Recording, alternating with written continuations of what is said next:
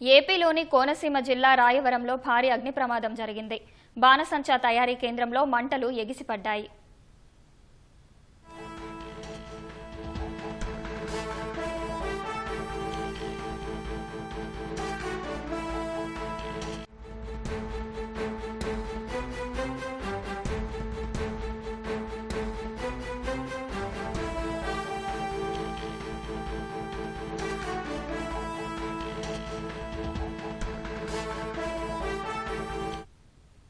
ఏపీలోని కోనసీమ జిల్లా రాయవరంలో భారీ అగ్ని ప్రమాదం జరిగింది.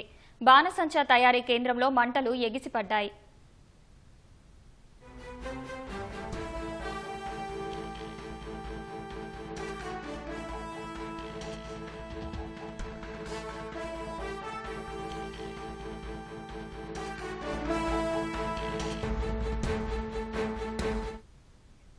కోనసీమ జిల్లా రాయవరంలో భారీ అగ్ని ప్రమాదం సంభవించింది. బాణసంచా తయారీ కేంద్రంలో మంటలు ఎగిసిపడ్డాయి. ప్రమాదంలో పలువురు మరణించినట్టు సమాచారం.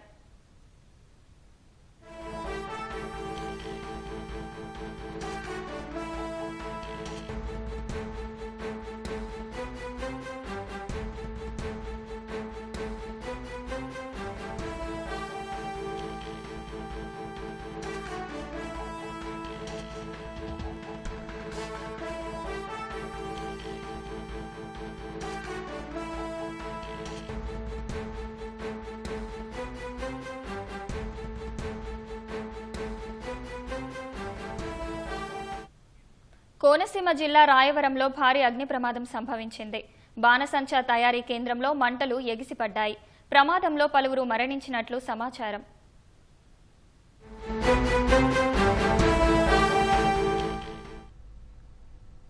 తాజాంశాన్ని చూస్తున్నాం. కోనసీమ జిల్లా రాయవరంలో భారీ అగ్ని ప్రమాదం జరిగింది.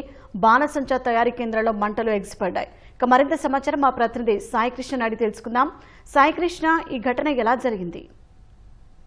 చాలా ఘోరమైన దుర్ఘటన.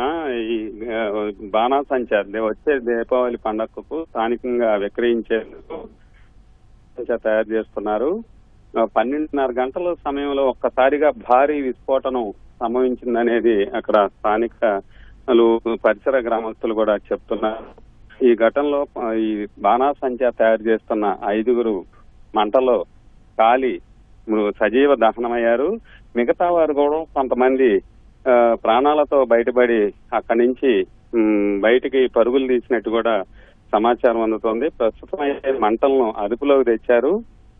అగ్నిమాపక సిబ్బంది శ్రమించి మొత్తాన్ని పూర్తి స్థాయిలో మంటలను అయితే అదుపులోకి తీసుకొచ్చారు. అయితే ఇంకా ఎంతమంది మంటల్లో చిక్కుకొని ఏమన్నా ఉన్నారా అనేది కూడా అధికారులు, అట్లాగే పోలీసులు, రెవెన్యూ సిబ్బంది కూడా ఘటనా స్థలాన్ని పరిశీలిస్తున్నారు. షాహీన్, ఇంకా క్షతగాత్రులు ఎవరైనా ఉంటే వారిని అందరినీ కూడా ఆసుపత్రికి తరలించే పనిలో ఉన్నారు. ప్రస్తుతం అయితే అక్కడ చాలా హృదయ ఉదారకమైన దృశ్యాలు ఉన్నాయి.